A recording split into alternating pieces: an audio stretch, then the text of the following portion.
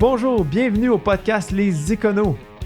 Nouvellement, on distribue nos podcasts sur YouTube, Apple Podcasts, Google Podcasts. Donc, si le contenu vous intéresse, abonnez-vous à notre chaîne. Envoyez-nous des messages, que ce soit sur Facebook, Instagram, sur notre page YouTube, pour nous donner vos commentaires, vos idées de sujets, ou si vous connaissez des entrepreneurs ou vous êtes entrepreneur puis que vous méritez d'être vu. On veut essayer de mettre le podcast à votre main, de ce que vous voulez entendre, ce qui vous intéresse. Puis parlant de sujets intéressants, aujourd'hui, on parle de fiscalité, un sujet qui nous concerne tous, donc en d'autres mots, l'impôt. C'est pour ça que j'ai avec moi mon collègue Maxime Fortin, CPA. Bonjour à tous. Donc Maxime va m'aider parce qu'on a un invité qui est super, Patrick Saint-Onge, fiscaliste. Donc Patrick est quelqu'un qui a fait des apparitions sur RDI, le canal Argent. Il y a même un compte YouTube qui va ramasser toutes ses apparitions médiatiques si vous voulez entendre parler de lui un peu plus. Vous pouvez aussi entrer en contact directement si vous avez besoin d'un fiscaliste. C'est quelqu'un qui se spécialise dans tout ce qui est réorganisation d'entreprise, planification successorale, ça veut dire des transactions en entreprise, fiducie, peu importe. Là, Patrick, c'est quelqu'un qui va pouvoir vous aider pour tout ce qui est assez complexe fiducie. Donc, on va en profiter pendant qu'on l'a pour lui poser toutes nos questions puis démystifier beaucoup de sujets. Donc, sans plus tarder, on passe ça.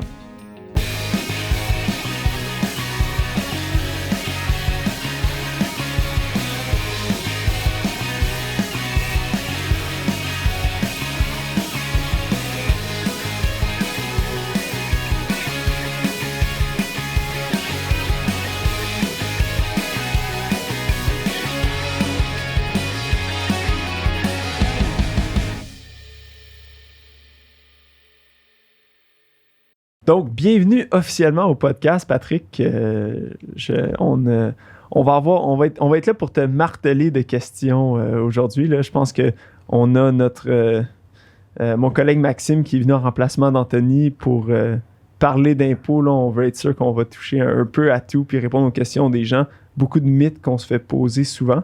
Donc, on va commencer un peu.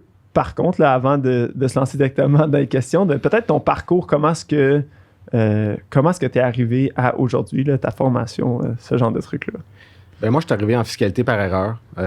Sincèrement, à l'époque, il faut retourner dans les années 90, là, donc il fallait faire un stage dans les bureaux de comptables. C'était particulièrement ardu. Et puis, moi, je voulais pas devenir vérificateur. Là, je voulais travailler en finance. Et puis, la seule façon de se sauver du département de vérification, mais c'était de voir où il y avait besoin des juniors dans les autres départements. Puis ça a donné que c'était dans le département de la fiscalité, chose que à l'époque à l'université, j'appréciais plus ou moins, mais du moins je donnais une chance aux coureurs. Et puis je suis allé travailler, c'était chez Arthur Andersen à l'époque. Et là, j'ai commencé à travailler dans le département. Puis de fil en aiguille, ils m'ont dit, mais si tu veux rester, il faut faire ta maîtrise. Puis là, finalement, j'ai fait le cours au complet parce qu'à la base, je suis CPA et puis j'ai fait la maîtrise en droit fiscal. Et ils m'ont conservé dans le département de fiscalité. J'ai fait un autre bureau. Et en 2002, j'ai parti ma propre firme avec François Corriveau. Et puis, on a fait un bout de chemin comme ça jusqu'à ce qu'ils prennent, si on veut, une pré-retraite. Et aujourd'hui, du moins, j'ai le bureau.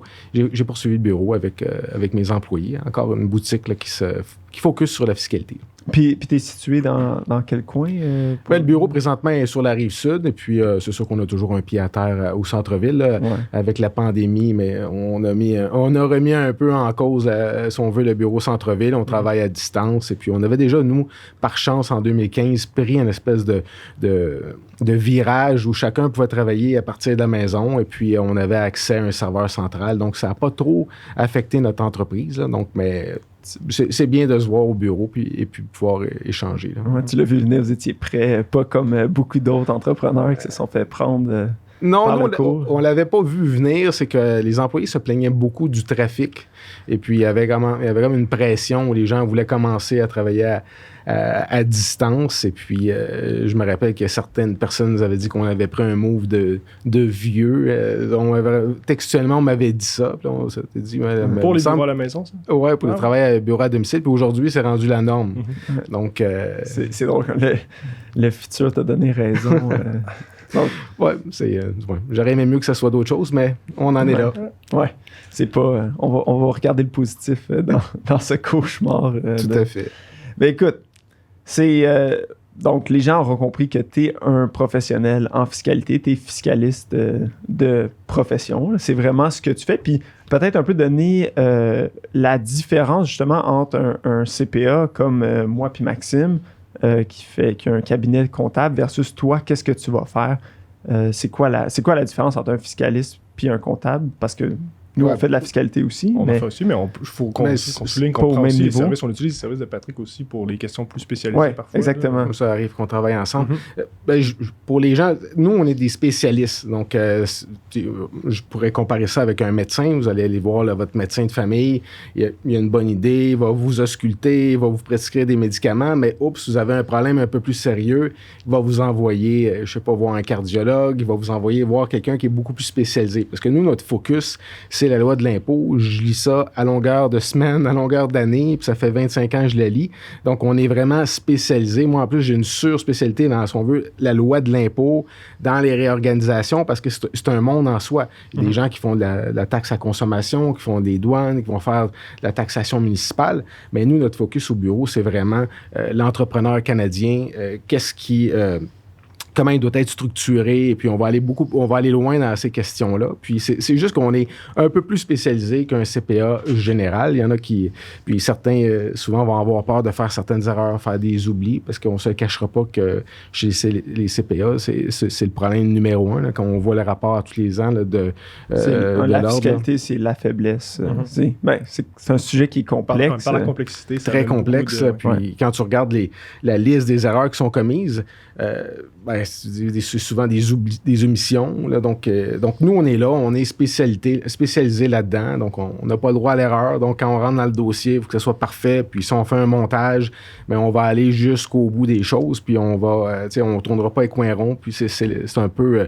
c'est notre rôle. On va travailler en équipe avec d'autres CPA dans d'autres genres de spécialités. Mais nous, c'est ce focus-là qu'on a. Oui, puis si les CPA sont confus avec la fiscalité, c'est pour ça qu'on est là aujourd'hui, pour essayer d'expliquer un petit peu aux monsieur, madame, tout le monde, les entrepreneurs, répondre à quelques questions. Là. Je pense qu'il y a beaucoup de questions que moi et Maxime, on n'ira pas tellement en profondeur qu'on pourrait vous répondre, mais j'aime mieux avoir un expert comme toi, justement, qui va leur expliquer sans mettre aucun doute, là, sans aucun doute, sans équivoque. À la blague, je pourrais te demander, c'est quoi la définition d'un fiscaliste? Puis la réponse à ça, c'est quelqu'un qui t'explique un problème que tu savais pas et qui te donne une réponse que tu comprends pas. Donc, c'est pas faux. C'est pas faux, mais du moins, c'est parce que c'est complexe. Puis comme dans n'importe quoi, mais on peut pas être expert dans tout. Là, donc, il faut se fier à des gens. Oui, absolument. Puis c'est pour ça que, justement, comme Maxime l'a mentionné, nous autres, on réfère tes services là, quand un client a besoin d'une réorganisation, de quelque chose de plus complexe, plus complexe et plus complet. C'est sûr que quelqu'un comme toi va nous être utile là, parce que... On pourra parler peut-être plus de réorganisation un peu plus tard. Là. C'est quoi? Mais pour simplifier un peu. On se lance-tu dans le sujet? Patrick, comment tu fais pour ne pas payer d'impôts? La question qu'on se fait achaler tout le temps. Ouais, là, on est dans la légende urbaine. Parce qu'en tant que contribuable, là, j'en paye des impôts. Il n'y a pas de remède miracle. Là. Non. Mais... Pas gagner de revenus, j'imagine, c'est la meilleure façon. Oui, c'est ça. Ou quitter le Canada, c'est ce que je dis souvent c'est ce que je dis à des gens ces jours-ci, de tout simplement s'en aller parce que les gens ont peur qu'il y ait des hausses d'impôts et puis que les finances, la manière qu'elles sont traitées. Donc, il n'y a pas de solution miracle.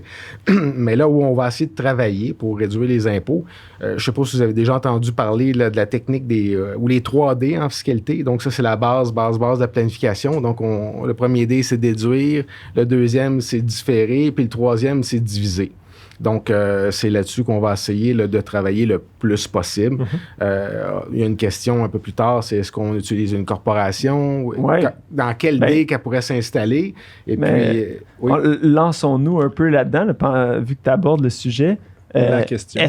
C'est quoi la différence entre les corporations puis les particuliers?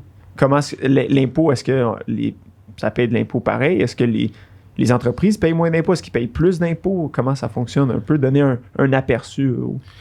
D'un point de vue économique, une société ne devrait jamais payer d'impôts. Donc, parce que c'est elle qui apporte le capital, puis qui engage des gens, puis crée de la valeur. Donc, mais sauf que les gouvernements, au fil du temps, trouvaient qu'il y aurait peut-être un peu d'abus. Donc, pour une société, ils viennent prélever un certain montant d'impôts pour s'assurer qu'il n'y ait pas un report, il n'y ait pas un impôt différé sur un trop long terme. Mais là, présentement, oui, il y a de l'impôt qui est payé par une société. Le gouvernement veut absolument, si on veut, permettre aux entrepreneurs de prendre des risques et puis d'engager des dépenses, engager des gens. Donc, le taux d'impôt, il est un peu moins il est beaucoup moins que celui d'un individu, mais là, peut-être pas beaucoup moins, on pourrait parler avec la table des taux, parce que si on regarde une société, il y a 2 taux d'impôt. Là, tu peux avoir 27 % ou tu peux avoir 14 % selon où le profit que tu génères annuellement. Donc, versus un individu, lui, qui peut avoir différents taux d'impôt. Là. Donc, on sait qu'il y a différentes braquettes. Là. Donc, un peu jusqu'à peu près 50 000, mais on a un taux, là, 15 % au fédéral. On a un autre taux au provincial. Après ça monte comme ça jusqu'à 200 quelques mille dollars. Donc, un client vient nous voir et il dit « Est-ce que je devrais m'incorporer? » La première question qu'on va lui dire, c'est « Est-ce que... » Parce que tu as 2 types de besoins. Est-ce que parce qu'une société, à la base, ça sert à protéger l'actionnaire, donc qui ne prenne pas des risques démesurés, ou du moins il peut avoir une coquille dans laquelle il se commet, il met une certaine somme d'argent qui est prêt probablement à perdre, ou du moins qu'il veut faire fructifier, et puis ça ne viendrait pas contaminer son patrimoine s'il y avait une faillite. Donc là, ça, c'est la première chose qu'on va regarder avec le client. As-tu vraiment un besoin de s'incorporer de toute manière? Puis le deuxième volet qu'on va regarder, c'est quel est ton taux d'impôt si tu n'es pas incorporé versus si on met le même revenu dans une société, si ton taux d'impôt du moins marginal ou effectif, il est à 40 %, puis tu pourrais avoir un taux d'impôt à 27 ou à 14 % dans la société. Mais là, on voit qu'il y a un certain avantage parce que tu paierais moins d'impôts à court terme dans la société par action. Et donc là, tu pourrais différer de l'impôt. Donc là, tu pourrais agencer une structure corporative et reporter ton revenu. Et donc, l'impôt que tu reportes, mais tu peux soit l'investir dans d'autres projets, ou l'investir à la bourse, acheter de l'immobilier. Donc, c'est là la force de la société, c'est sur le dé de différer. Là. Sauf que si tu es quelqu'un qui tu génères à travers personnellement ou à travers ta société un revenu que tu dois te sortir pour payer ton train de vie, donc si tu gagnes 60 000 puis tu dois te verser un salaire de 60 000 pour vivre, la société vient pas nécessairement avoir un impact positif à ce moment-là pour différer. Tout à fait. C'est le surplus de ce que tu gagnes versus ce que tu as besoin pour vivre. Si tu as un peu plus d'argent que tu en as besoin pour vivre, comme tu dis, pour payer tes factures mensuelles, il y a personnel, il faut parler, ça va être plus... Des fois, c'est ce que je dis aux clients, c'est si tu fais plus d'argent que tu en as besoin, des fois, peut-être l'incorporation peut venir intéressante, justement, pour protéger ton patrimoine, séparer tes actifs de ton entreprise de toi personnellement, parce qu'il faut comprendre que c'est une personne morale complètement à part une entreprise de toi, comme tu expliquais. Donc, c'est un peu le conseil qu'on donne, là, déjà en partant, à savoir, parce qu'on a beaucoup d'appels à savoir est-ce que ça vaut la peine de s'incorporer ou de travailler comme travailleur, continuer comme travailleur autonome. Ouais. C'est là qu'on met la ligne un peu, en fait, à savoir est-ce que tu utilises tout pas ton capital, mais ton argent à ça. Ou s'il y a un besoin, là, comme Patrick le mentionnait. Parce qu'il y a la protection légale, il y a peut-être le taux d'impôt, mais il y a certains individus qui vont être dans un domaine qui a peut-être des crédits d'impôt. Donc, ils sont en train de faire de la programmation, il y a un jeu, il y a un logiciel. Lui, il a intérêt à s'incorporer parce qu'il y a des crédits qui sont bonifiés. Donc là, on va aller vers la corporation, même s'il y a peut-être besoin de toutes ces billes, mais là, il y a un support du gouvernement. Donc, il faut regarder vraiment, c'est du cas par cas. Il faut s'asseoir avec... l'individu, le contribuable, dire mais comment je peux optimiser ta situation avec les différentes facettes qu'on vient d'aborder. Puis là, ça me porte à poser une autre question. une fois que tu as reçu de l'argent dans ta société, comment est-ce que tu te le transfères à toi personnellement? C'est quoi les mécanismes que tu peux utiliser pour te sortir de l'argent? Il y en a 2, puis on pourra peut-être aborder un 3e. Là. Donc, le plus simple, c'est ce qui est prévu dans la loi sur les sociétés par action. Donc, c'est un dividende. C'est la rémunération de l'actionnaire. Donc, le conseil d'administration vote un dividende. Donc, là, on va faire un cas de figure très simple. Il y a un actionnaire avec une action de catégorie ordinaire. Donc, il y a un dividende qui est versé. Donc, et puis, l'actionnaire reçoit le dividende et va s'imposer dessus. Donc, la particularité du dividende, c'est que c'est pas déductible. L'actionnaire pourrait aussi décider de se verser un salaire. Donc, étant donné que, comme Maxime l'indiquait, c'est une personne morale distincte, donc c'est pas avec lui qu'il va transiger. Donc, la société pourrait le rémunérer sous forme de salaire. Donc, lorsqu'on regarde cette question-là, on va faire des simulations dans un tableau Excel. On va dire, mais salaire, combien il me reste dans mes poches? Et puis, dividende, combien il me reste dans mes poches. Donc, on va essayer de favoriser la rémunération qui donne le meilleur résultat. Donc, dans un cas où il y aurait des crédits d'impôt, mais on va dire, mais peut-être que le salaire serait plus intéressant parce que c'est la forme de rémunération qui va être bonifiée. Donc, remis dans tes poches, il va t'en rester plus versus un dividende qui a un autre genre d'imposition et puis qui donnerait peut-être un autre résultat. Puis un mythe, là, justement, on brise des mythes aujourd'hui, qui me revient tout le temps, là, tu paies moins d'impôts avec un dividende. Est-ce que c'est... jusqu'à quel point est-ce que c'est vrai? Pour que cette affirmation-là soit vraie, tu dois retourner avant 2012. Donc, on voit que les légendes urbaines perdurent dans le temps. Parce qu'en 2012, le gouvernement s'est rendu compte qu'il y avait un problème dans la loi de l'impôt. Sans vraiment compter, là, si on retourne il y a très loin, on pouvait aller chercher un 5-6 000 d'économie d'impôt pour le même revenu. Donc, puis ça arrivait assez vite, là, 50, 60, 70 000, tu avais cette économie-là. Donc, en 2012, ils ont commencé progressivement à augmenter le taux d'impôt du dividende pour venir combler cette différence-là. Donc, ce qui fait qu'aujourd'hui, en 2021, il y a presque plus de différence entre les deux. Et pour avoir un résultat positif, si on regardait des courbes, parce que si on mettait chacun des revenus, puis on se fait une courbe avec les tendances, je te dirais, en bas de 100 000, tu vas aller chercher un petit avantage, un 1 000 $, mais en haut de 100 000, tu n'auras plus vraiment d'avantage. Et puis, quelqu'un qui mixerait dividende salaire dans une même année, mais il serait probablement pénalisé. Donc, parce qu'en augmentant beaucoup le taux d'impôt sur le dividende, il y a comme une présomption que tu payes 2 fois les charges sociales. Donc, c'est plus vrai qu'un dividende amène forcément une économie d'impôt. Avant 2015 aussi, il pouvait avoir un grand avantage à avoir un dividende, c'est qu'on était en mesure de fractionner le revenu avec les membres de la famille. Donc, ce que je suis en train de vous dire, c'est que depuis 2012, on a magané le diviser, le différer, puis le déduire. Il y a eu une réforme, les gens s'en sont pas vraiment rendus compte. Les gouvernements ont été élus et puis ont travaillé très fort dans ce coin-là. Donc, depuis 2015, avant 2015, on pouvait verser des dividendes aux membres de la famille. Et puis, arrive un nouveau gouvernement fédéral et puis il dit « c'est fini », où on va venir baliser la façon qu'on peut fractionner, diviser le revenu dans la famille. Donc là, on a moins d'espace pour faire si on veut, du fractionnement. Mais est-ce que c'est encore possible de diviser ton revenu à travers ta famille? Est-ce que les règles ont changé ou ils ont complètement annulé cette méthode de rémunération-là? Ce qu'ils sont venus prévoir dans la loi, c'est qu'ils continuent à le permettre, sauf que c'est un peu comme la décision, pour qu'un salaire soit déductible ou que n'importe quelle dépense soit déductible, ça doit être raisonnable en fonction du temps, de l'argent que tu as économisé. Donc là, on va se poser la même question que ton dividende. Donc, un conjoint qui ne travaille pas et que tu lui verses un dividende de 50 000, ça ne fonctionne pas. Mais un conjoint qui travaille temps plein, et puis qu'il ne reçoit pas de salaire, puis que tu lui verses un dividende de 50 000, là, on va dire « Ah, OK, c'est raisonnable, c'est justifié. » Donc, et puis, c'est encore permis. Donc, on voit que c'est permis pour les gens de moins de 65 ans. Et puis, là, il faut regarder la raisonnabilité. Il y a d'autres critères, on pourrait aller très loin. Puis, en haut de 65 ans, mais c'est permis de facto. Les gens de 65 ans ont un revenu de pension qu'ils peuvent fractionner. Donc là, quand ils ont changé la loi, ils se sont dit, mais là, il y aurait une certaine iniquité si les fonctionnaires peuvent fractionner leur revenu de pension, puis l'entrepreneur qui arrive à 65 ans ne puisse pas fractionner avec son conjoint. Donc là, on a comme 2 groupes d'âge où là, on est venu baliser de cette manière-là. Donc, mais c'est encore possible, effectivement. Puis, autre question par rapport aux dividendes. Si moi, toi puis Maxime, on se part en business, on a chacun 33 actions de la société, est-ce qu'on peut se verser des dividendes différents?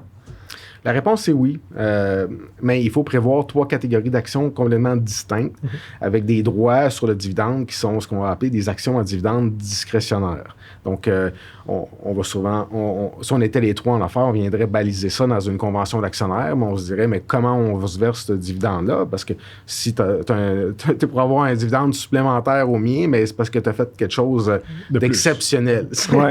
Donc, c'est comme ça. Donc, en ayant 3 catégories avec des droits qui sont, où chacune des catégories a le droit à un dividende qui est distinct des autres, on pourrait arriver à ce résultat-là.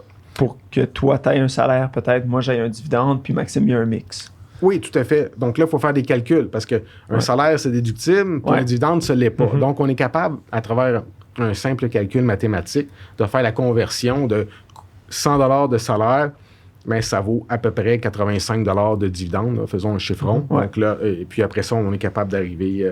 donc, ça prend quand même un peu de crunching de chiffres. Aussi, peut-être que quand on demande la différence entre un salaire et un dividende, il n'y a pas nécessairement juste des facteurs qui sont quantitatifs, il peut y avoir des facteurs plus qualitatifs, je dirais.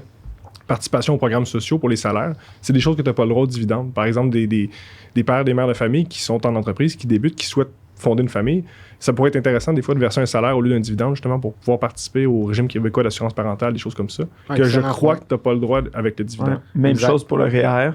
Exact. Même chose pour aussi, jusqu'à un certain moment donné, quand la COVID est arrivée, les gens qui étaient en dividende depuis toujours ont pas eu le droit justement aux aides salariales puis ce genre de trucs-là. Au début. Au début. Il était sa panique. Il était sa panique, puis... là, ils ont rectifié le tir un petit peu à cause de la grogne, mais des trucs comme ça que les gens, que le salaire va donner comme avantage là, autre. Parce que le salaire, le dividende va être souvent avantageux quand on fait une structure où on est les 3 ensemble, puis toi, tu n'as peut-être pas besoin de ton dividende. On le voit souvent. Donc, toi, tu aurais une société de gestion. Moi, toi, tu as plutôt une famille jeune, donc tu as besoin d'un salaire pour l'assurance parentale. Puis là, on se dit, mais comment qu'on peut mixer à travers une société les besoins de tous, mais on pourrait y arriver là, à travers, en usant, là, si on veut, de ce genre de catégorie d'action-là. Mais peut-être juste un bémol, c'est que quand on veut le faire avec une société de portefeuille, mais ça prend, faut aller beaucoup plus loin dans la réflexion, là, juste pour se dire, ça me prend des actions au dividende discrétionnaire. Là, on généralise en ce moment, mais c'est parce que c'est une situation où moi, je vois beaucoup de jeunes entrepreneurs. Nous autres, on a beaucoup en jeux vidéo, c'est 2 gars qui partent, ou un gars et une fille, on voit de tout, mais 2 personnes qui partent puis qui disent, OK, nous autres, on est 50-50. That's it. On a la même catégorie d'action, puis ils pensent pas, puis peut-être qu'au moment où on se lance en affaires, on est 2 jeunes, aucune responsabilité, aucune des situations familiales similaires, puis on fast-forward 4-5 ans dans le futur, là, ça marche, il y a de l'argent à sortir, mais il y en a un qui est encore célibataire en appart, puis l'autre, il y a une famille, mais les 2, ils ont le même actionnariat. Donc, c'est là que c'est plus compliqué après ça d'aller émettre des nouvelles actions. Fait que des fois, c'est bon d'y penser en se lançant quand on y va. Fait que c'est pour ça que j'apportais la question. C'est un excellent point. C'est sûr que tu sauves de l'argent en le faisant du premier coup, mais il faut se rappeler que comme n'importe quoi, on peut venir corriger le tir. Absolument. Puis s'il y a de l'argent à sortir, des fois, c'est parce qu'on est capable de payer les honoraires là, de l'avocat et puis du fiscaliste pour arriver à ces fins-là. Oui, absolument. Puis c'est de voir aussi des fois... on voit aussi des gens qui ont des idées de grandeur, qui veulent faire des réorganisations monstres pour sauver 400$ d'impôts, mais des fois, ça vaut pas la peine justement d'aller payer 2-3 000$ d'honoraires pour sauver 400$. Si on résume, en fait, pour dividende, salaire, on avait la discussion, c'est pas vraiment noir ou blanc, c'est pas facile à déterminer, c'est pas quelque chose qu'on dit, c'est mieux d'avoir un dividende cette année, le salaire l'année prochaine, c'est des choses qu'on regarde, c'est multifactoriel, en fait, comme on peut voir avec ce que tu nous écrivais. Oui, tout à fait, tu as raison. Il y a un aspect calcul, puis il y a l'aspect qualitatif. Je pense que les 2 éléments pris en compte, ça fait, là, tu es en mesure de prendre une décision, mais juste te dire qu'il y a un no-brainer où on prend une décision versus l'autre, ça n'existe pas. Puis est-ce que tu dirais, par exemple, pour quelqu'un qui a une entreprise depuis plusieurs années, est-ce que c'est quelque chose qui t'a réévalué à la fin de chaque année, savoir est-ce que c'est un salaire, un dividende qui va être versé? Pour une entreprise, c'est généralement qu'il y a des actionnaires qui sont opérants, c'est-à-dire 2, 3, 4 actionnaires qui travaillent à même l'entreprise. Est-ce que c'est quelque chose qu'on garde avec le temps, c'est-à-dire que ça va être toujours des salaires sur les 5 prochaines années ou on change d'année en année selon la situation? Moi, je pense qu'il faut que tu regardes cette question-là d'année en année. Okay. Donc, c'est une décision qui est annuelle. Tu regardes où tu es rendu, puis tu relis le dernier budget, voir si tu ne vas pas avoir une surprise. Donc, si tu ne bouges pas. Donc, puis ta vie va changer, puis peut-être que la compagnie fait bien des profits, puis là, tu aurais besoin peut-être d'une société de portefeuille. Donc, moi, c'est la politique de rémunération, je pense pas que tu peux l'établir. Pour le propriétaire d'entreprise, c'est pas comme quand tu t'assois avec un employé, puis tu dis, voici le contrat d'emploi, voici ce que je vais t'offrir avec une indexation, puis petit train va loin. Là. Donc là, avec les propriétaires d'entreprise font toujours l'objet, si on veut, de modifications de leur fiscalité. Puis là, ça nous pousse encore un peu vers la troisième option de dire, écoute, comment est-ce qu'on sort de l'argent si on doit attendre la fin de l'année pour voir qu'est-ce que je me déclare entre-temps, comment je m'arrange. Bien, la troisième voie, la troisième voie, mauvaise presse ces jours-ci, donc c'est là, c'est là qu'on va faire affaire avec quelqu'un qui est en mesure de modifier une rémunération en gain en capital. Donc, parce qu'un gain en capital, ça l'attire beaucoup moins d'impôts. Donc là, c'est seulement la moitié. Donc, on devrait peut-être même dire la date du podcast. Là, on est à la fin septembre. Donc, il y a beaucoup de rumeurs que les taux d'impôt du gain en capital vont modifier. Mais en date d'aujourd'hui, il y en a seulement la moitié qui s'ajoute aux revenus. Donc, lorsqu'on pense à des stratégies beaucoup plus... sont un peu plus agressives, on convertirait un dividende en gain en capital. Donc la facture d'impôt est moins élevée pour le propriétaire d'entreprise. Mais là, on est, si on veut, dans la fiscalité un peu plus extrême. Approfondie. Ben écoute, tu m'as pris un peu sur les talons. C'est pas là que je pensais que tu t'en allais avec ça, mais non, je faisais plus référence aux avances à l'actionnaire. Si tu veux sortir de l'argent, peut-être que c'est pas nécessaire, justement, si des avances à l'actionnaire existent, de se verser un salaire ou un dividende. Oui, tout à fait. Si tu investis de l'argent dans la société, tu peux toujours la ressortir. Il faut comprendre que les avances à l'actionnaire, pour la ressortir, il faut déjà que tu aies investi de l'argent dans l'entreprise. Comme tu me dis, c'est pas nécessairement de l'argent que tu peux sortir directement. Il faut avoir payé ou investi de l'argent pour l'entreprise elle-même de ta poche sur de l'argent qui a déjà été taxé dans tes poches personnelles avant. Exactement. Donc, ou de justement aller verser un salaire ou un dividende que peut-être qu'on va pas aller se verser directement immédiatement là, ou qu'on va réinvestir dans l'entreprise. Là. On voit surtout ça quand il y a des entreprises qui débutent là, pour aller chercher des crédits d'impôt. Là, on va aller parler d'avance à l'actionnaire. Fait que c'est un autre moyen que les gens peuvent voir un peu d'investir, de se sortir de l'argent. Un taux. Les avances actionnaires, ça peut être intéressant. On va jouer avec, surtout dans une rémunération annuelle. Est-ce qu'on les prend toutes? Est-ce qu'on les utilise toutes dans la même année ou on les étale? L'idée là-dedans, c'est d'essayer de planir le taux d'impôt, là, donc, puis le garder le plus bas possible tout en optimisant le reste de la fiscalité. Et donc, ça serait peut-être pas avisé d'avoir un revenu de 0 une année, puis l'autre année 100 000, ce serait probablement la pire décision que tu aurais prise de ta vie. Oui, parce que... L'une d'entre elles. Je pense qu'on tourne autour du fait, mais juste pour le mettre clairement dit, une entreprise va payer selon... il y a un certain palier là, qui est la déduction pour petites entreprises là, que l'entreprise va pouvoir aller chercher, mais sinon, c'est un taux fixe là, de 0 à... c'est 27 % le vrai taux. Là. Donc, 26,8 %. Donc, ça, c'est ce que toutes les compagnies au Canada payent. Là. Donc, du moins, c'est... Mais c'est un taux qui est fixe versus un particulier que lui, plus que ton revenu est gros durant l'année, plus que ton taux d'imposition marginal va augmenter. Donc, c'est pour ça que on essaie de ne pas avoir 0 en une année où est-ce qu'on paye 0 impôt, mais on a 0 revenu, puis 100 000 où est-ce que là, on va être imposé à 47-50% de notre revenu. Donc, c'est sûr qu'on veut essayer d'avoir 50 000 chaque année, pas 0 puis 100 000 l'autre année, pour avoir des taux d'imposition qui sont plus avantageux. Là. C'est ça le but de justement différer les revenus. Tout à fait. Donc, se tenir toujours dans si on veut, quand on le peut, là, donc des taux dans la table, là, les taux les plus bas possibles. Oui. Puis une question justement que des fois les gens me demandent, est-ce que si je fais 50 000, je paye 30%, puis sur 51 000, là, tout mon revenu tombe à 37% ou peu importe. Là, quand on monte de table d'imposition, est-ce que c'est tout le revenu qui est recalculé? Non, c'est juste le dollar supplémentaire. Là, tu as raison de dire ça.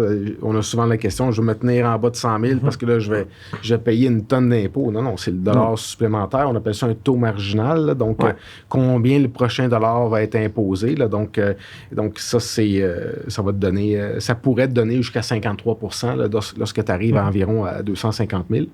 Mais c'est clair que si tu fais juste changer là, de braquette, là, ou au moins de palier, mais tu seras pas. On va pas revenir taxer le premier dollar à ce taux-là. Non, le premier 15 000 est à 0% encore. Exact. Donc, avant que si tu changes de taux, là, ça va être. Faut que tu gagnes près de 50 000 là, pour faire un chiffron. Là. Ouais. Donc, grosso modo, on pourrait se dire que le premier 20 000 n'est presque pas imposé. Après ça, mais ça monte progressivement là, jusqu'à 53%. Puis pour continuer avec le différé, je pense que un des outils qui s'offre à beaucoup de gens puis qui est jamais vraiment utilisé à son plein potentiel, là, les gens économisent souvent pas assez, mais le REER. Comment est-ce que le REER fonctionne justement pour aller sauver de l'impôt, puis en train de différer un peu, là, on reste dans le... le déduire aussi. Là, donc, le déduire parce qu'on va chercher, on frappe, si on veut, le 2D avec la même déduction. Donc, c'est une déduction dans le calcul du revenu. Puis c'est pour ça qu'elle est très importante. Là. Donc, ça te permet de financer ta déduction. Donc, et puis, dans certains cas, ça va baisser ton revenu. Donc, ça va te permettre de maximiser, optimiser ta situation familiale avec les allocations et puis toutes sortes de choses. Et le revenu n'est pas imposé dans le REER. Donc, tu peux accumuler libre d'impôt jusqu'au retrait là, lorsque les gens arrivent du moins à la fin de l'année qui suit l'année où ils ont 71 ans. Mais là, donc, il faut qu'ils commencent à retirer là, progressivement là, jusqu'à ce qu'ils atteignent 100 ans. Oui, donc dans le fond, les gens, le but, c'est d'aller déduire le revenu qu'on gagne pendant qu'on est dans la... pas dans la fleur de l'âge, mais quand on travaille et qu'on gagne du revenu, d'aller réduire pour être les revenus qui sont au plus haut taux. On va venir les déduire, les mettre dans notre REER, puis quand on part à la retraite, là, on se le redistribue tranquillement, ou est-ce qu'on va être à un plus petit taux. Exact. Tout à fait. Puis est-ce que, dans ce cas-là, est-ce que ça vaut toujours la peine d'investir dans un REER, ou si, justement, on est jeune en début de carrière, puis qu'on gagne un salaire modique là, pour essayer de faire sa place sur le marché du travail, est-ce que ça vaut la peine justement d'aller investir dans un REER? La réponse, c'est, je vous dirais non. T'sais, quand on prépare des rapports d'impôt, puis je vois que quelqu'un fait une déduction, fait une contribution REER, puis que je vois qu'il va retirer 12% de sa cotisation, mais je ne vais pas la déduire. Même si ça aurait donné un remboursement de 200 $ de plus, parce que tu risques de payer de l'impôt, plus d'impôt au moment du retrait. Donc, on peut quand même cotiser au REER sans prendre la déduction. Donc, là, tu vas avoir quand même la force. C'est reportable. C'est une discrétion que le contribuable a du moment où il va déduire sa cotisation. Donc, tu pourrais accumuler dans les années où tu as un revenu un peu plus modique. Là, lorsque les choses commencent à bien aller, mais là, tu pourrais accélérer la déduction de ce que tu as accumulé. Mais c'est pas toujours la meilleure chose à faire. Il y a quand même si on veut, des sweet spots où ça devient intéressant, comme tu disais, les revenus élevés. Et lorsque tu fais un calcul de la situation familiale, des fois, de faire une cotisation REER juste entre 30 et 45 000, là, mais là, ça te permet d'optimiser un paquet de prélèvements ou de paiements sociaux que tu vas recevoir, soit du soutien aux enfants, les allocations. Donc, quand tu fais des simulation, tu te rends compte qu'il y a quelque chose d'intéressant là. Oui, c'est un outil justement qui est sous-utilisé, je pense, là, souvent dans des trucs comme ça où c'est attribué de façon aléatoire de combien qui nous reste d'argent à la fin de l'année qu'on veut essayer de mettre. Puis... Il faudrait sortir des statistiques, là, je me rappelle plus du montant que les Canadiens dans leur ensemble ils avaient fait l'addition là, de toutes les cotisations qui étaient disponibles. Là. Okay. Et puis c'est on parlait de plusieurs milliards. Là. C'est pas, c'est rare que tu vois que les gens réussissent à cotiser 18... Le maximum. Là. Oui, c'est 18% de ton revenu. Et depuis c'est quand même... Qui est accumulé depuis que tu as commencé à travailler aussi. Si jamais, par exemple, tu cotises pas au complet, c'est reporté d'une année à l'autre jusqu'à ce que, en fait, tu 60 quelques années là, quand la cotisation arrête. Là. Ben, c'est 71 ans. 71 ans. Exact. Donc, mais quand même, 18%, quelqu'un qui réussit d'année en année à, si on veut, épargner 18%, ben, tu sais, chapeau, là, c'est quelqu'un qui... Ouais, puis dans un cas où quelqu'un se rattrape, qu'il y a un bonus de 1 million une année parce qu'il a super bien travaillé. Un beau boni, quand même. Ouais, pensez même pas, Max. J'ai hâte de voir le mien. Mais non, mais sans blague, tu sais, quelqu'un qui va dire je vais aller diminuer mon revenu, je vais cotiser peut-être 1 million, là, c'est parce que c'est sûr ça va être imposé au plus haut taux, mais justement, tu sais, quelqu'un qui a un gros boni, puis qui a de la place, puis qui va cotiser tu sais, l'entièreté de son boni dans son REER, peut-être que là, on va diminuer l'impôt tellement que justement ça vaut plus la peine, puis que tu es mieux d'y aller année après année, là, d'en mettre pour aller réduire les plus hauts taux d'imposition, puis pas de tomber à 0 revenu imposable dans une année. Oui, c'est pour ça que là, tu ferais ton optimisation dans ton rapport d'impôt. Donc, c'est peut-être la chose que tu peux faire en planification fiscale, parce que les gens souvent vont se dire, mais là, quand ils viennent te porter tes papiers, il faut que tu fasses leur planification fiscale alors qu'il est trop tard. Là. Mais avec ta cotisation REER, dans ce cas-là, mais tu pourrais, décider avec le client, c'est pas rentable d'aller plus loin qu'un tel montant. Là. Des fois, ils vont être déçus, mais tu leur fais voir que sur 3-4 ans, ils vont être plus riches. Puis... Ça peut être important de mentionner aussi que pour le REER, il y a la cotisation qui... Tu peux le faire jusqu'à la fin février pour ton année passée, si on veut, l'année qui est terminée au 31 décembre. Pour si tu veux déduire dans ton impôt 2021, tu as jusqu'en février 2022. Ça peut être un bon moment, un peu avant ça, janvier-février, de commencer à penser à ça pour, comme Pat disait, de ne pas arriver en retard puis dire là, il est trop tard, tu peux plus cotiser, on n'a plus de planification qui est disponible là, à ce moment-là. C'est toujours important, justement, de consulter le fiscaliste ou le comptable vraiment avant, pas après coup. Puis de prévoir un peu le coût aussi avant de vendre. Parce que là, on tombe dans la saison qui est intéressante pour faire la planification. On tombe dans le dernier quart de l'année. Et d'après moi, c'est là que tout se joue. Parce que si tu dépasses le 31 décembre, bien, tu vas avoir probablement manqué un paquet d'opportunités. Parce que souvent, il y a des dépenses qui doivent être payées dans l'année civile. Si tu n'y as pas pensé, tu passes à côté. Et puis... après ça, des fois, on peut se rééchapper les salaires dividendes parce que là, les feuillets s'émettent juste au début février. Puis là, tu as peut-être ton REER qui peut te sauver. Mais un propriétaire d'entreprise devrait toujours planifier sa fin d'année pour ne pas avoir de mauvaises surprises puis de poser les bons gestes au bon moment. Si tu as à bouger des actions ou faire quelque chose, mais ça devient difficile d'antidater les transactions, puis des fois, tu n'es pas capable parce que ça prend un tampon où il y a une date informatique. Là, des pénalités, intérêts, si tu es en retard pour certains trucs qui viennent annuler, dans le fond, l'économie d'impôt que tu aurais pu faire. Là. Parce que, je le répète, c'est pas au mois d'avril qu'on fait de la planification. Là, on ne fait que retranscrire ce qui a été fait durant l'année. Le reste, puis janvier, février, par le fait que tout le monde est dernière minute... des comptables comme nous ou des fiscalistes comme toi, on est dans le jus jusqu'aux oreilles, fait que c'est pas non plus le meilleur moment de nous appeler avec un gros projet de réorg. Là, ben, on va peut-être le prendre pareil, mais admettons qu'on va... Pensez-y d'avance. Les gens qui ont besoin d'une planification pour un rapport d'impôt ou du moins qui ont manqué la fin de l'année, mais là, on va aller jusqu'à ce qui est... l'essentiel. De toute façon, il est trop tard. Là. Ce sera pour l'année suivante. On y pense d'avance. Puis si jamais on dit, OK, REER, c'est pas pour toi, tu fais pas assez d'argent, anyway, ça vaut pas tellement la peine. Les gens, ils ont le CELI maintenant depuis 2000... C'est pas 2009? Ouais, 2008 en tête, mais garde. On peut vérifier. Ouais, c'est intéressant. Donc, pour de l'épargne, si on veut, présentement, on peut économiser 65 000, là, quelque chose dans le genre. Dépendant de... c'est... quand tu atteins 18 ans, tu commences à accumuler. Fait que si quelqu'un nous écoute il y a 19 ans, tu as 1 an ou 2, dépendant de quand est-ce que vous écoutez le podcast. Mais de voir à quel moment, combien que tu accumules. Des gens qui sont un peu plus vieux, comme moi et toi, et Maxime aussi, je crois. On l'a depuis 2009 qui s'accumule dans... Fait qu'on a 65 000 qu'on peut aller mettre. Mais peut-être expliquer aux gens comment ça fonctionne versus le REER. C'est quoi la différence? Ben, le REER, on a parlé d'une déduction. Donc, donc on a investi, donc ça vient réduire ton revenu et donc tu as potentiellement un retour d'impôt. Le CELI, c'est le revenu s'accumule libre d'impôt. Donc, si tu investis des actions à la bourse, donc tu ne paieras pas d'impôt ni sur qu'est-ce qui s'accumule pendant la période où le placement est détenu. Mais tu n'as ni déduction. Tu n'as pas le droit à aucune déduction là, lorsque tu fais ta cotisation. C'est ça la grosse différence.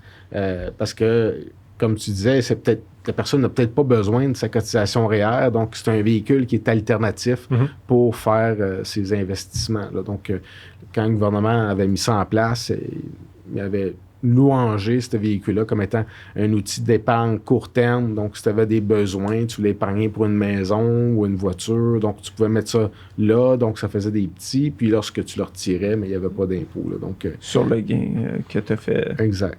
Puis, on va y aller avec le CELI, mais est-ce qu'il y a des règles dans le CELI à même, à savoir, je sais que plusieurs vont nous demander, est-ce que je peux faire plusieurs transactions dans un CELI? Moi, je sais personnellement que c'est limité pour des CELI. On ne peut pas faire du day trading dans un compte CELI. C'est quand même important à savoir, là, parce que ça peut avoir des conséquences plus tard dans l'avenir. Là, si jamais on se rend compte que tu fais du day trading à même ton CELI, tous tes revenus dans ton CELI, je crois, deviennent imposables. Ils deviennent simplement imposables. Donc, tu perds l'exemption. Ça frustre beaucoup de gens. Là. Donc, mais ce que je dis tout le temps aux clients, c'est que c'est une question d'équité fiscale. Là. Donc, pourquoi toi, tu pourrais être agressif ou générer du revenu d'entreprise? Parce que le day trading, c'est de la spéculation. Puis de la spéculation au Canada, c'est assimilé à du revenu d'entreprise. Donc là, il y aurait un impôt de 53 %. Le CELI aurait à remplir. Là, du moins, c'est le fiduciaire du CELI. Donc, puis quand les gens signent la convention de CELI, ils s'en rendent pas compte. Mais ils pourraient donner le mandat à n'importe quelle firme pour produire une déclaration de revenus. Donc, puis on n'est pas... les gens font pas ça tout seuls dans leur coin non plus, parce que tu parles de day trading, là, puis de spéculation, c'est que là, il y a une grosse vérification canadienne qui s'opère, là, donc là, ils sont rendus en Ontario, ils vérifient tous les CELI là, qui étaient au-dessus de 200 000, là. Donc, faut s'attendre à ce qu'à un moment donné, ils débarquent au Québec, là, puis qu'ils commencent à gratter de ce côté-là.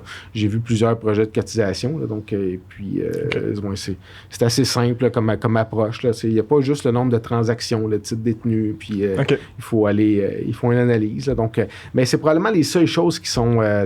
sinon, mais si tu investis dans des titres...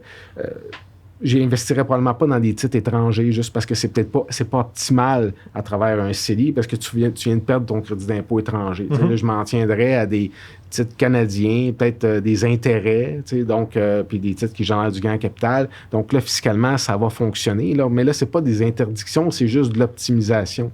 Donc, qu'est-ce que tu devrais détenir dans quoi? Là, donc, tu peux acheter des actions puis des placements que toi, tu contrôles personnellement. Là, c'est pas interdit. Je pense que c'est plus le fait de, justement, vendre beaucoup de transactions de vente puis de si jamais tu achètes une action qui a un gain en capital, mais que tu la détiens pendant 6-8 mois, puis qu'il y a un gain en capital gigantesque qui se fait, puis que c'est juste un hasard, c'est pas considéré comme du day trading. Là, c'est juste...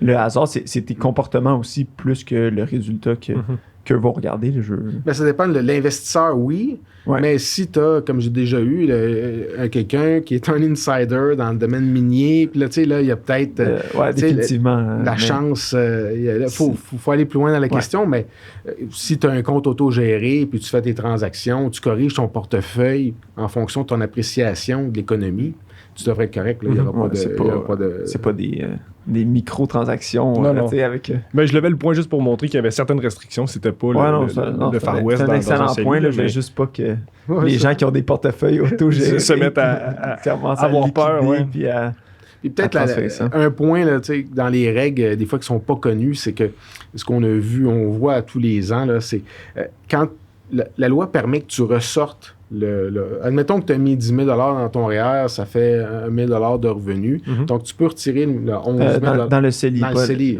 excusez-moi. Donc, tu peux retirer le 11 000 puis donc la loi va te permettre de réinvestir ce fameux 11 000 Mais ce que la loi dit, c'est que tu peux réinvestir l'année suivante. Donc, c'est pas un compte d'épargne où tu prends ton argent, tu la remets, tu la ressors, tu la remets. Si tu fais ça, donc là, on va avoir ce qu'on appelle des cotisations excédentaires et ça amène une pénalité. Assez important, je crois aussi. Oui, 1% par mois. Là, donc, ça vient manger ou gruger le rendement. Là, donc, ce qui est surtout de ce temps-ci. Là. Donc, c'est pas faut garder en tête un peu notre maximum cotisable à notre CELI aussi, justement pour revenir avec la pénalité qui est assez importante. Là. Si on cotise trop à notre CELI, ben, on peut avoir, ça vient complètement influencer l'inverse du CELI, c'est-à-dire que la pénalité va nous gruger nos profits probablement de notre CELI. Ouais, tous les comptes enregistrés, il faut toujours surveiller le maximum parce qu'eux, ils surveillent. Donc, on reçoit une petite lettre avec disant on vient d'identifier des cotisations excédentaires, remplissez donc le formulaire avec la pénalité. Là, tu dis OK. Donc, oups. Ouais. Puis le dernier, pas le dernier, mais un autre compte enregistré qui peut être pratique, là, c'est le REE. Le régime d'épargne-études. Ouais. Donc, peut-être. Ça aussi, comme le CELI, tu n'as pas le droit à une déduction. Ce qui est intéressant du régime d'épargne-études, c'est que l'argent qui est investi peut s'accumuler libre d'impôts. Et le gouvernement, les deux paliers de gouvernement vont donner des subventions. Ils vont matcher jusqu'à, je pense que c'est 2500 par année qu'ils vont aller matcher. Oui, c'est ça. Tu vas avoir le droit à une subvention de maximum 500 $ par année, qui est 20 donc ça prend une cotisation de 2500. Et puis, dans certains cas, tu peux aussi rattraper des années de subvention là, si tu les as manquées. Mais c'est l'aspect boni qui est intéressant là, donc, dans ces cotisations-là. Donc, ça permet d'accélérer, là, si on veut, là, ou de permettre à certaines familles d'épargner là, pour leurs enfants. Là. Donc, puis le gain, il est imposable au moment du retrait dans les mains de l'enfant, qui est souvent, quand il est aux études, n'a pas vraiment de revenus, donc imposable au plus bas taux. Là, oui. Mais à moins que tu aies bien de l'argent dans le REE. Tu as toujours une charge fiscale qui vient avec, parce que si l'enfant est au cégep ou à l'université, mais le parent aurait probablement eu le droit à des transferts de crédit d'impôt. Donc, si tu mets trop de revenus dans les mains de l'enfant, donc ben là, tu te trouves à interdire ou rendre très difficile le crédit. Donc, à quelque part, mais il y a peut-être un crédit qui est en train de se perdre. D'où l'importance, avec le régime d'épargne-études, tu peux décider qu'est-ce qui est retour de capital puis qu'est-ce qui est taxable. Donc, ça, c'est toi qu'il faut qu'il le détermine. Donc, tu essaies de trouver le bon mix pour pouvoir t'assurer que les transferts de crédit se fassent. Ça, c'est un excellent point. Puis, un autre critère, il faut avoir un enfant aussi.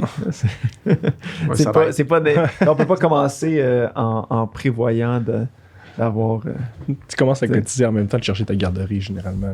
Ouais. Puis peut-être un dernier point, là, quelqu'un qui écoute ça et il se dit moi, j'ai un enfant de 16 ans, j'ai jamais utilisé ça. Trop tard. Là. Donc, il faut peut-être cotiser avant que l'enfant ait 15 ans là, pour pouvoir aller chercher la 16e puis la 17e année. Là. Puis, il n'y a pas non plus d'exigence de quand il sort. Fait que c'est dès qu'il arrive, passé le secondaire, tu peux le sortir. Puis... c'est très, très flexible. Tu peux faire vraiment ce que tu veux. Tu peux payer le logement de ton enfant, les livres, une voiture. Donc, c'est pas spécifiquement pour payer les études, par exemple. Non. Ça peut être pour supporter le train de vie de ton étudiant, en fait, de ton enfant étudiant. Quelqu'un qui commence. Là, si jamais quelqu'un va faire un DEP ou quelque chose genre, c'est pas perdu non plus. Là. Non. Question pour toi. Oui. REER, CELI, une entreprise, as-tu le droit de cotiser un REER ou un CELI? Non, il n'y a pas de REER ni de CELI pour des corporations. Fait qu'il faut être un particulier pour avoir droit à un REER. Exactement. Mais ce que je te dirais, c'est que souvent, les entrepreneurs, la société de portefeuille qu'on va créer va devenir, si on veut, une espèce qu'on va appeler dans le jargon un REER corporatif. Donc, quelqu'un pourrait accumuler puis aller chercher les similitudes, là, mais non, une corporation ne peut pas cotiser. Il n'y a pas de ce genre de compte-là qui existe pour les sociétés. Là. OK. Puis là, on va peut-être tomber dans un sujet qui est un peu plus complexe. On va peut-être perdre quelques auditeurs, mais je voulais parler de tout ce qui était de l'impôt de la partie 4.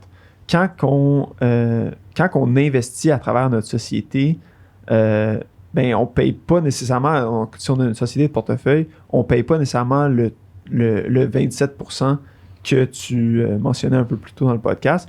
On paye un taux plus élevé qui est en référence 33 et un tiers. Oui. Tu parles sur les dividendes. Oui, exactement. Puis sur l'impôt de la partie 4, puis tout l'impôt de placement, les gens vont payer un peu plus dans leur société de portefeuille. Oui, si on veut, le gouvernement ne veut pas que tu puisses reporter ton impôt là, ad vitam aeternam. Donc, ils sont venus prévoir, puis c'est pas 33 un tiers, là, c'est 38 un tiers, là, ils sont venus prévoir cet impôt-là qui est payé par la société. Puis la journée que tu te verses un dividende, bien, tu vas pouvoir le récupérer. Donc, c'est un impôt qui est temporaire. Là. Donc, on peut voir ça comme un impôt minimum là, donc, que la société doit payer. Puis, pour empêcher là, les riches de transférer si on veut, des actifs passifs là, qui génèrent du revenu passif dans une société par action. Donc, ils sont venus moduler. Donc, qu'est-ce que tu aurais payé personnel versus... Là, il prévoit cet impôt-là. Donc, on ne vient pas défaire, si on veut, l'intégration fiscale, mais c'est un impôt qui doit être payé à court terme et puis qui est remboursable dans le temps. Qui est remboursable. Exactement. Puis si, tu fais souvent allusion à la société portefeuille, là, pour ceux qui nous écoutent un peu, expliquer c'est quoi une société portefeuille, peut-être avant de parler des revenus de placement, des revenus actifs. Oui, c'est bon. Savoir, bon là, peut-être on va souvent parler des revenus de portefeuille. Nous expliquer un peu c'est quoi. Tu as la société qui est active, donc qui, elle, génère du revenu d'entreprise, qui crée des choses et puis qui fait des ventes ou qui... du moins. Et puis là, lorsqu'on a des surplus de liquidité, mais là, on va se poser la question, qu'est-ce que je fais? Est-ce que je te les sors à toi en tant qu'actionnaire sur lesquels tu payes un impôt ou j'essaie de trouver le moyen de différer mon impôt? Donc là, c'est là qu'arrive dans la loi, ce qui est prévu, c'est que lorsqu'une société verse un dividende à une autre société, donc, il n'y aura peut-être pas d'impôt sur le dividende intercompagnie parce que l'impôt a déjà été payé une fois. Donc, cette compagnie-là qui est bénéficiaire du dividende, on appelle ça une société de portefeuille. Pourquoi société de portefeuille où on entend un holding, tu sais, dans sa vocable de gestion. Puis la personne qui détient la société portefeuille, c'est la même qui détient la société dite opérante, généralement? Bien, oui, s'il y a juste un actionnaire, mais tu pourrais avoir 2 actionnaires, puis là, tu pourras avoir des membres de sa famille qui détiennent la société de portefeuille. Là,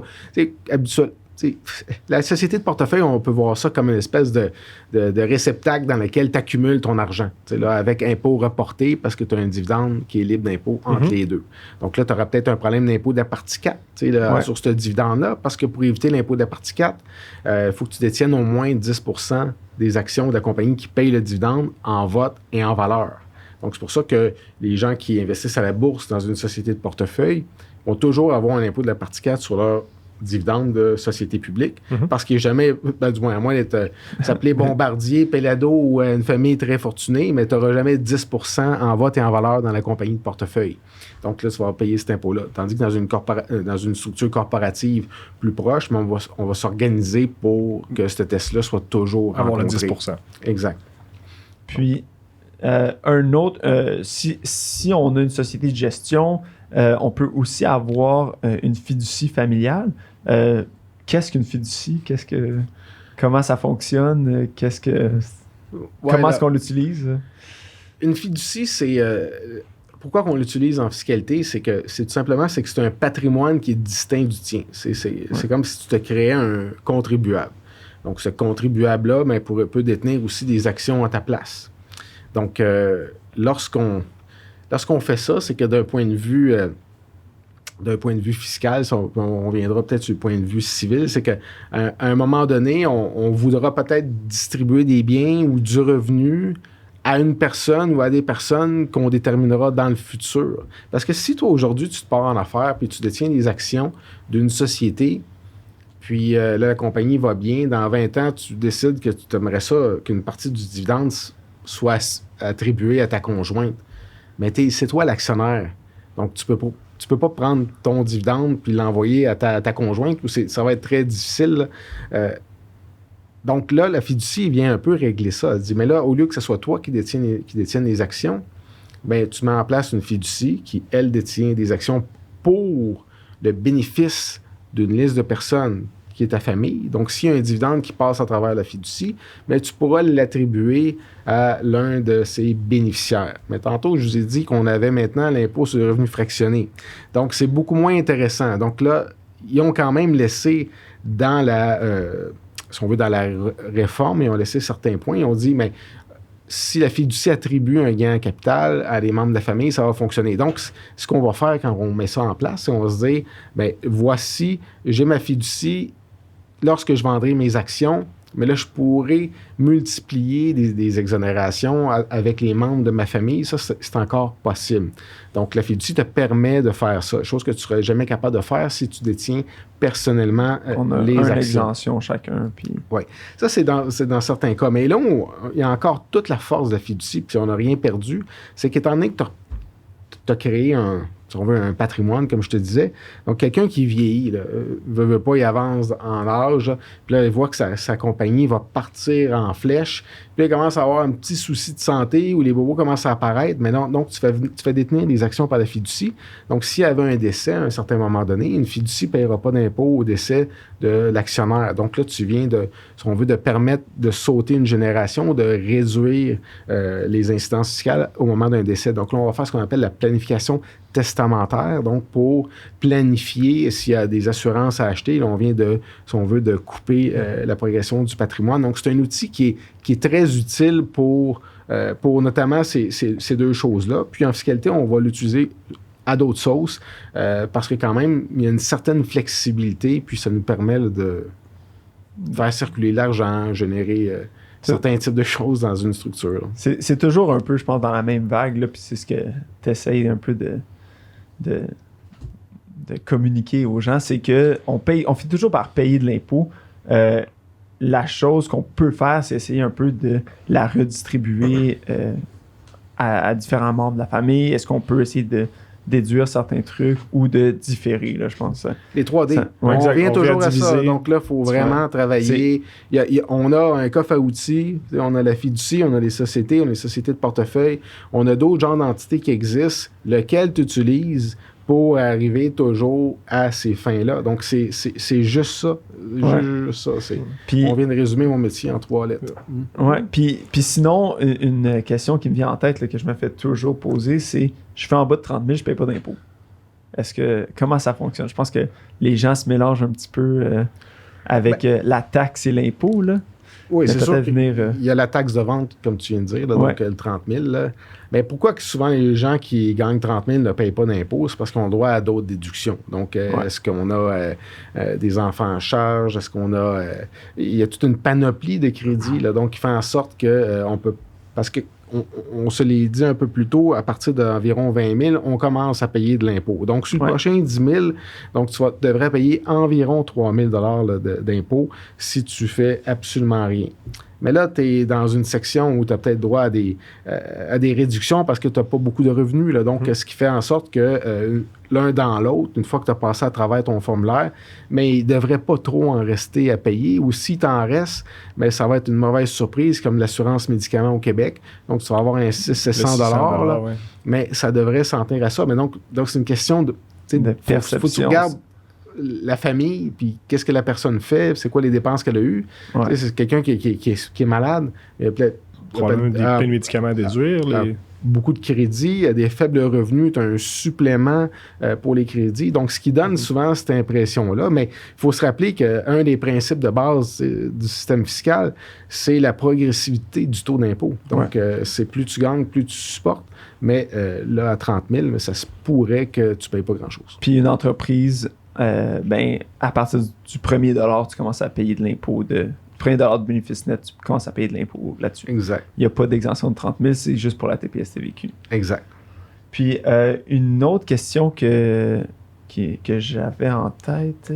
Écoute, je t'écoutais parler, puis j'ai perdu ma question, mais dans le fond, un autre truc que les gens vont dire souvent, c'est que les riches ne payent pas d'impôt.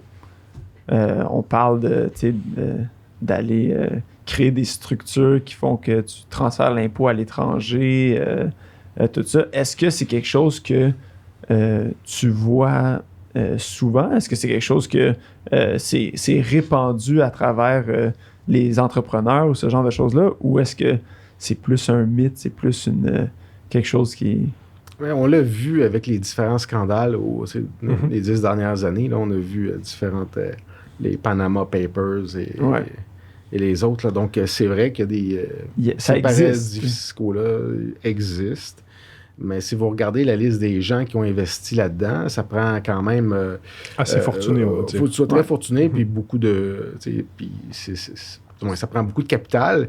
Et puis, dans la plupart des cas, c'est de l'évasion fiscale. Et puis, c'est criminel. On tombe dans l'illégalité. Oui, tout à fait. Là. Donc, là, ce qui a causé beaucoup de soucis à certaines personnes. Mais c'est pas interdit d'investir dans des sociétés à l'étranger, dans la mesure où tu remplis tous les formulaires puis tu déclares le revenu qui a été déclaré, donc tu n'auras pas de problème. Mais c'est sûr que certaines familles plus aisées peuvent bénéficier de conseils fiscaux peut-être un peu plus agressifs, mais ils n'ont pas toujours gain de cause devant les tribunaux. Là. Donc, les Rémillard ont eu leur part de soucis. Ils ont eu un jugement de la Cour suprême il y a quelques années. Parce qu'en fait, on peut bien dire qu'une fiducie habite aux Barbades, mais quand toutes les décisions sont prises au Canada, donc ça demeure une entité qui... C'est ça qui est souvent très, très difficile. On n'avait pas besoin d'aller très loin il y a quelques années. On avait juste besoin d'aller en Alberta pour faire des plannings fiscaux où on réduisait beaucoup le taux d'impôt avec des structures là-bas. Mais là où ça ne marche pas, c'est que si vous ne voulez pas déménager avec votre structure, puis vous prenez tout le temps les décisions ici, mais la structure ne fonctionnera pas. Ouais. Parce que vous allez toujours avoir un contribuable canadien. Donc, c'est souvent, si on veut, cousu de fil blanc, toutes ces structures-là, où, à quelque part, on pourrait facilement rentrer dans la structure, ou, comme on a vu au Panama, ils ont des lois corporatives très opaques. On ne peut pas savoir qui est l'actionnaire. Et donc, ça devient très difficile d'avoir qui est en arrière. Là. Puis, il y a la notion d'évitement fiscal aussi dans la loi de l'impôt, là, qui fait que qui peuvent toujours revenir un peu dire si tu le fais pour essayer d'éviter de l'impôt, c'est illégal, même si tous les moves que tu as fait jusqu'à présent, c'était des moves... la planification est légale, l'évitement est illégal. Ben là, l'évitement commence de plus en plus... Avant, c'est parce que là, on est obligé...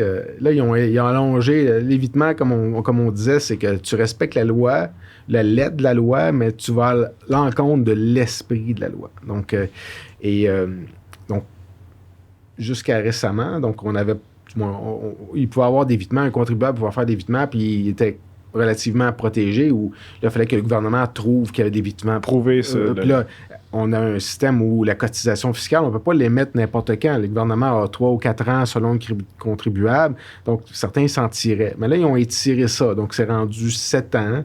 Et puis là, ils se sont rendus compte que 7 ans, c'était pas assez. Là. Donc, là, maintenant, si tu es dans l'évitement, il faut que tu déposes certains formulaires. Donc, il faut que tu dises au gouvernement que tu as peut-être fait de l'évitement. Donc là, ils sont en train de serrer ça de plus en plus. Donc, ça devient un peu moins intéressant. Là. Donc, avec des formulaires avec des pénalités là, de plusieurs milliers de dollars. Donc, tu y penses plus attention. un peu. Puis, donc, le T1135, le fameux formulaire T1135, c'est de lui qu'on parle. Qui nous donne du fil à retordre. Ça, c'est pour les placements étrangers.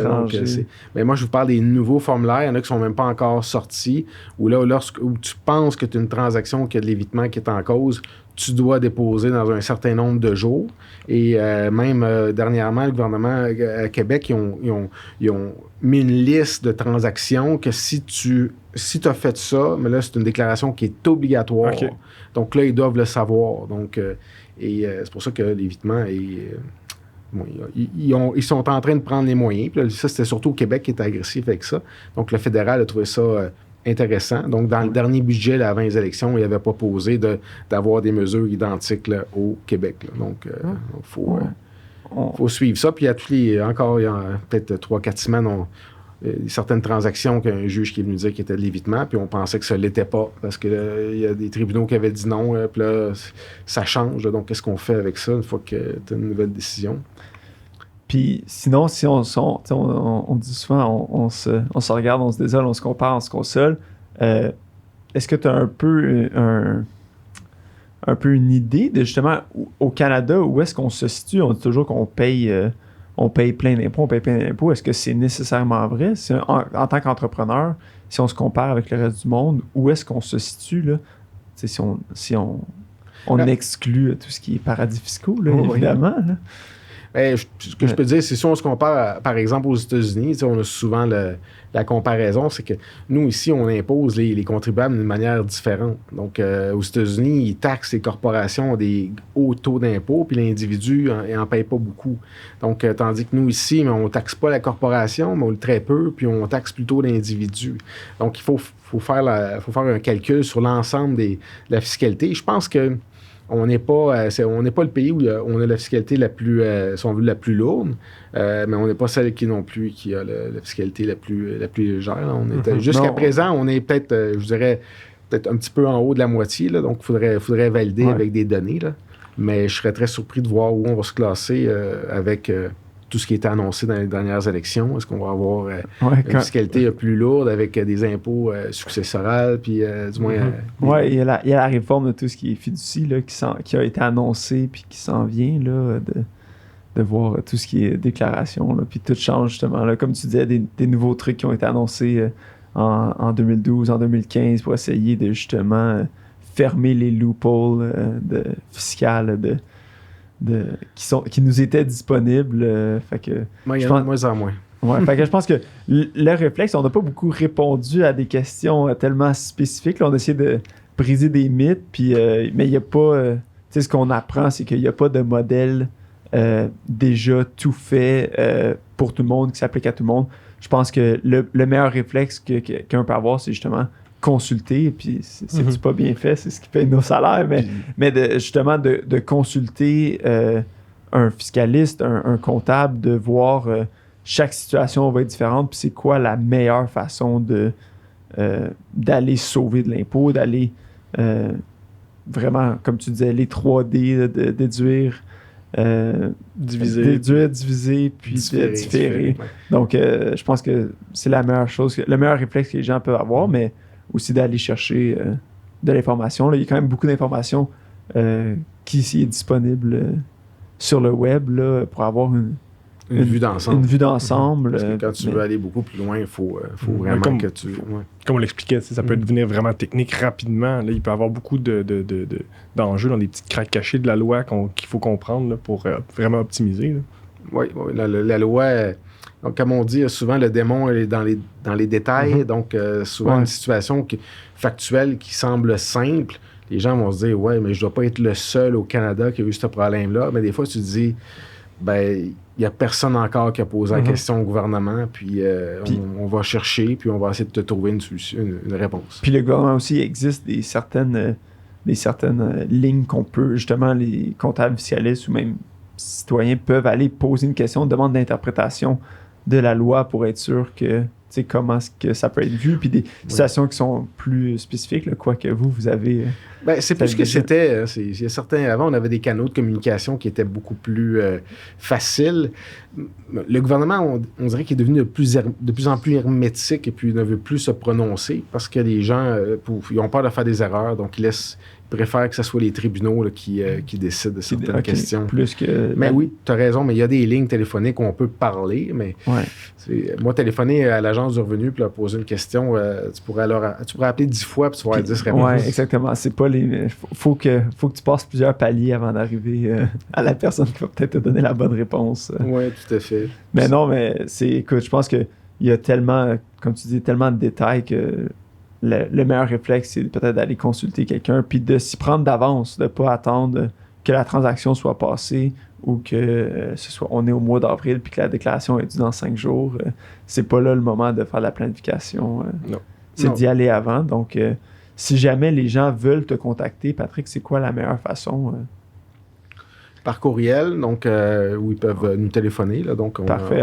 Sur notre site web. Et puis, il y a même un petit questionnaire. Les gens peuvent nous écrire. Et puis, parfait. Puis, on peut mettre tes contacts là, dans la description du vidéo YouTube si vous écoutez sur YouTube. Sinon, faire une recherche de Patrick Saint-Onge. Fiscaliste. Je suis le seul. C'est le seul. Fait que sur le bon vieux Google, ils vont te trouver. Puis, tout à fait. Écoute, je pense que ça va être super intéressant de donner un peu un aperçu aux gens. On te réinvitera à parler des trucs plus poussés comme les roulements qui sont disponibles pour les entrepreneurs qui se partent en affaires ou des planifications successorales. Là. Je pense qu'on a bien du contenu à passer. Là, fait qu'on te réinvitera. C'était super intéressant. Je te remercie beaucoup de ta présence. Merci, Patrick. Merci à vous. Merci.